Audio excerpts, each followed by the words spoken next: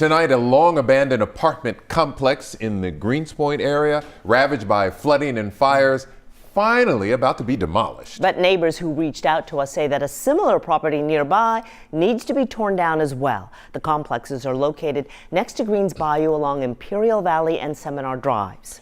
Jason Miles is live there with details tonight. Jason? Yeah, neighbors say both of these complexes have been in this condition for far too long, just looking terrible up in this area. They have long sought solutions. Fortunately, finally, at least one of these places should soon be history.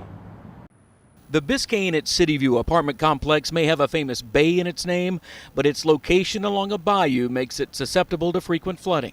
The city of Houston bought out the property years ago and will eventually transfer it to the Harris County Flood Control District for use as a detention basin and recreation area. Last week we did vote on starting the process of the tear down, which the phase one is looking at environmental justice issues. But District B Houston City Council member Tarsha Jackson remains uncertain about how long demolition might take. As far as the timeline, I don't know what the timeline is, but the most important thing is we're moving forward. The same cannot be said for the former Arbor Court apartments less than a mile away. You saw me do a story on another complex elsewhere in town, and you thought, what about this one? Right. What about these two?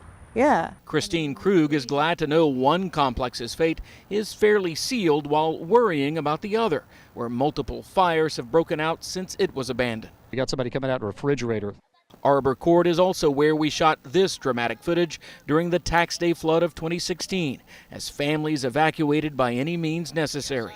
It's all dried out today, but the complex looks shabbier than ever. Been in the area 5 years, and it looked bad 5 years ago. Unfortunately, Arbor Court is privately owned by a company with a Dallas address who's been in and out of court over permitting and other issues.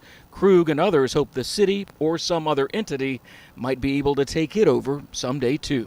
You can't just shuffle it and say it's Greenspoint. Greenspoint's never going to get better if you don't do anything to make it better. And back here live, you can tell in this fence someone has pried the bars apart, maybe to get in. I'm told copper theft has been an issue at this property and the other property as well. And I did reach out to an attorney who has represented the owner of Arbor Court in court, but have yet to hear back. Reporting live from Greenspoint, Jason Miles, KHOU 11 News. What a mess out there. All right, thank you, Jason.